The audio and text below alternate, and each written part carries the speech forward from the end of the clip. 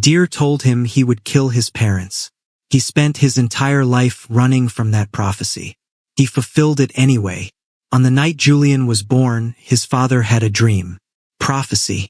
His son would one day kill both his parents. His mother wept over him for years. Julian grew into a handsome young nobleman, a hunter, a warrior, a knight. One day while hunting in the forest, a magnificent stag turned and spoke to him directly. "You will kill your father and your mother." Julian was seized with horror.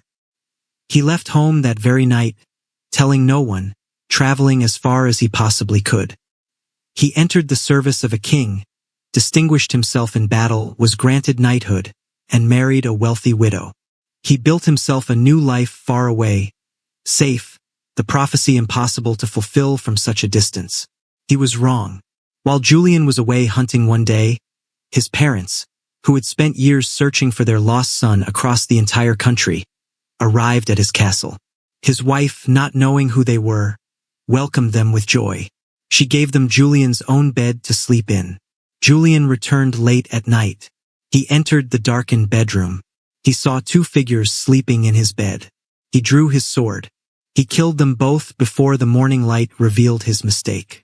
When his wife returned and found him standing over the bodies, she said nothing. She had no words. Neither did he.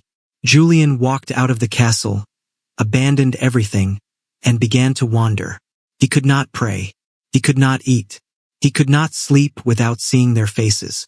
He went to Rome seeking absolution. He received it. It didn't feel like enough. He and his wife traveled to a remote river crossing notorious for its danger, a place where travelers drowned regularly. They built a small shelter on the bank. Julian devoted himself to ferrying travelers across the water, day and night, in any weather, charging nothing, asking nothing, carrying the old and the sick on his own back through the current. He built hospitals. He built shelters.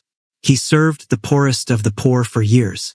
Then one bitter winter night, he heard a voice from across the river crying for help.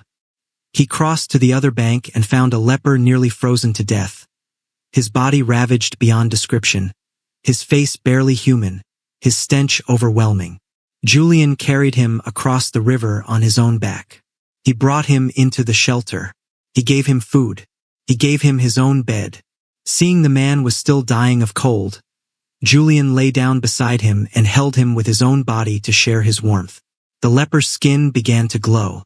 He looked at Julian and said, "I am a messenger from God. Your penance is accepted. You will soon find rest in our Lord."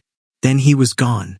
Julian the Hospitaler died shortly afterward, in peace with his wife, at the riverside where he had served without ceasing.